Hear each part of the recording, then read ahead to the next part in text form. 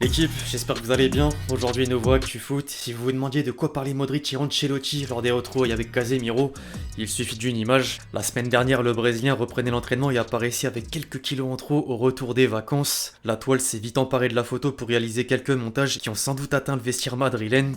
En dehors de Casemiro, les choses sérieuses commencent à l'approche de la saison 2023-2024. Les clubs français ont entamé leur préparation estivale et les premiers matchs amicaux donnent des indices sur l'état d'un groupe. Si le climat semble au mieux un peu partout, la tournée du PSG au Japon laisse émerger des doutes. Luis Enrique attend toujours des renforts dans certains secteurs pendant que la saga Mbappé occupe une part de l'attention.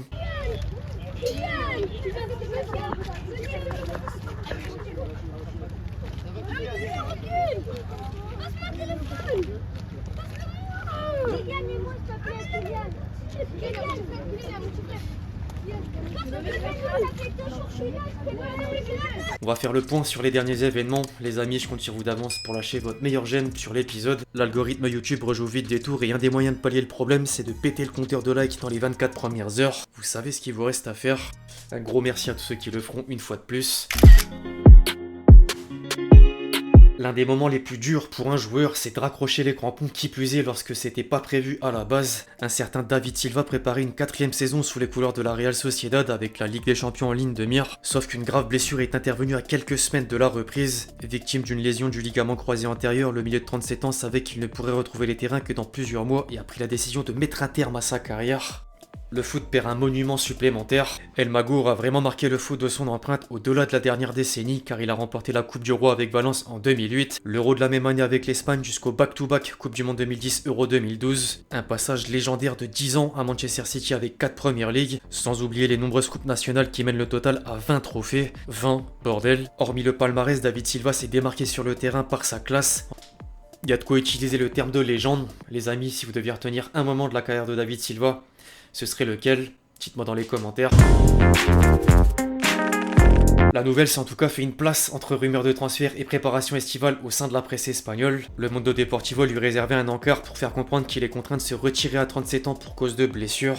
Le quotidien catalan préférait néanmoins s'étendre sur la première échéance de la tournée américaine du Barça. La banda Gundogan est tombée contre Arsenal et Xavi regrette le trop d'intensité mis par les hommes d'Arteta au point de déclarer, je cite, « Nous avons joué notre premier match amical et eux la finale de la Ligue des Champions. » Toujours plus. En parallèle, le Real s'est permis une remontada face à l'AC Milan avant de battre Manchester United avec la manière. Marca comme as a en particulier loué les performances de Bellingham sous la tunique blanche et s'attend au meilleur pour la suite. Du côté du Japon, les débuts du PSG de Luis Enrique sont pas aussi étincelants. Au contraire, après un score vierge contre Al Nassr, les Rouges et Bleus ont presque offert la victoire à Osaka sur des erreurs défensives. Le flou autour du mercato estival dont le cas Mbappé joue sans doute un rôle perturbateur. Marquinhos est même passé par la question en conférence de presse et ne pouvait qu'espérer un retour du Kicks pour le prochain exercice. Par contre, je sais pas si c'était une bonne idée de prendre position. Doha n'aurait visiblement pas apprécié la sortie médiatique du Brésilien et les joueurs ne savent plus sur quel pied danser. RMC Sport ajoute même que l'atmosphère serait lourde en interne. Il est vraiment temps que le dossier touche au but parce que tout le monde perd. Le club de la capitale manœuvre pour une vente jusqu'à accepter une offre saoudienne, tandis que la star française ne veut qu'honorer sa dernière année de contrat sans prolonger. Certaines personnalités ont d'ailleurs pris l'information avec humour, à l'image d'Antetokounmpo qui avait une requête à faire à Al Hilal. Mbappé lui a répondu comme Francis Ngannou jusqu'au compte en anglais du club saoudien. Usain Bolt s'est joint à la liste avant que Matthew Hummels demande une égalité salariale pour les gars qui taclent et ceux qui se font tacler. Bref. Le Kicks a sans surprise refusé la destination exotique. Seul le Real Madrid le fera quitter Paris et les médias laissent d'ailleurs entendre que les négociations sont sur le point de reprendre. Marca rapporte que le club de la capitale a fixé le prix du capitaine des Bleus à 250 millions d'euros. Faisal Amari essaye néanmoins de faire baisser la note, alors que Nasser Al-Khelaifi veut d'une autre part montrer au public qu'il est capable de vendre un joueur en fin de contrat à un prix astronomique, jusqu'à dépasser le transfert de Neymar à hauteur de 222 millions d'euros. Le quotidien madrilène croit que l'opération pourrait s'acter autour de 225 à 230 millions. La somme serait alors partagée entre le PSG et Mbappé en compensation pour que l'attaquant renonce aux 192 millions qu'il avait convenus pour l'année restante.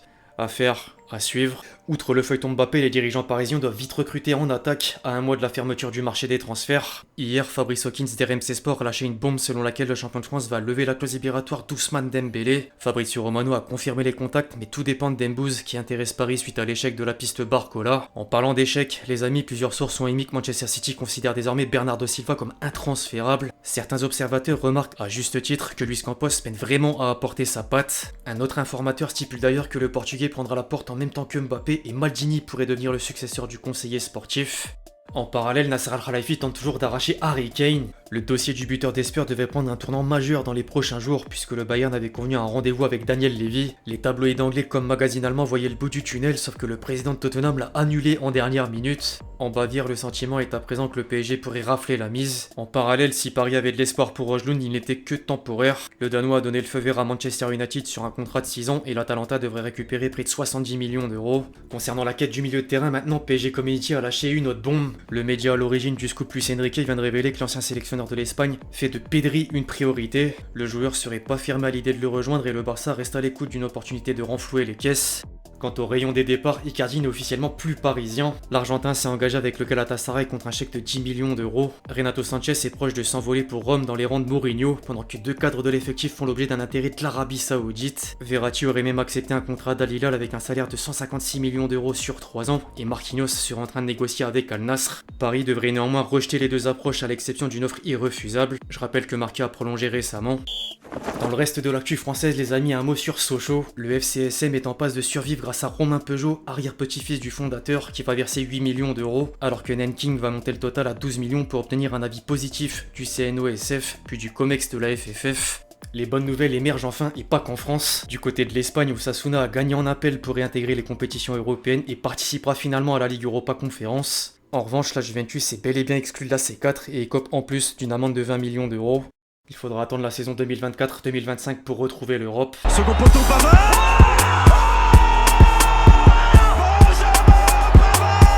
Avant de clôturer la vidéo les amis, c'est l'heure de caler la petite compile de buts.